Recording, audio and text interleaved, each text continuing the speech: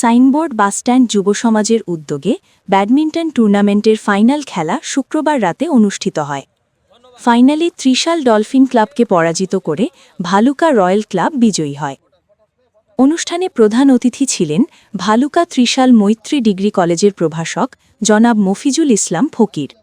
সভাপতিত্ব করেন যুবদল নেতা তাবারুক হোসেন আকন্দ এবং উদ্বোধন করেন রেজওয়ান আহমেদ সৈকত, যুবদল নেতা ১২ নং আমিরাবাড়ি ইউনিয়ন।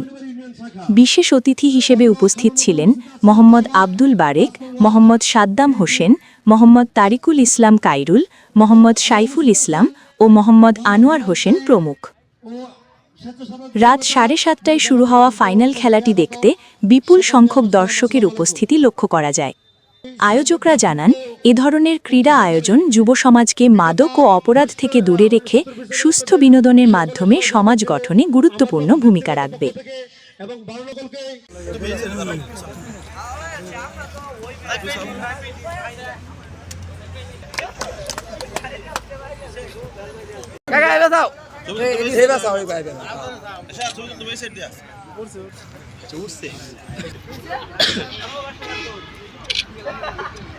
খেলাধুলা সমাজকে সুন্দরভাবে গড়ে তুলতে সহায়তা করে, খেলাধুলা মাদক মুক্ত সমাজ গড়তে সহায়তা করে।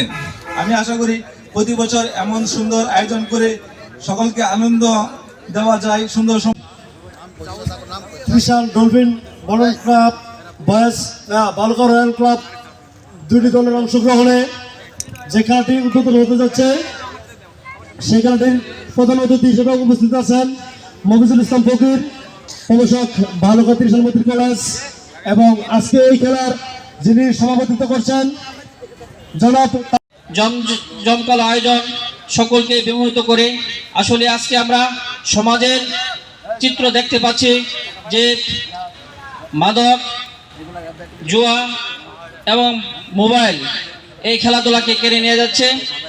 সুস্থ সবল দেহ করার জন্য যেমন খেলাধুলার কোনো বিকল্প নেই। সমাপ্ত ঘোষণা করলাম। খুদা হাফেজ।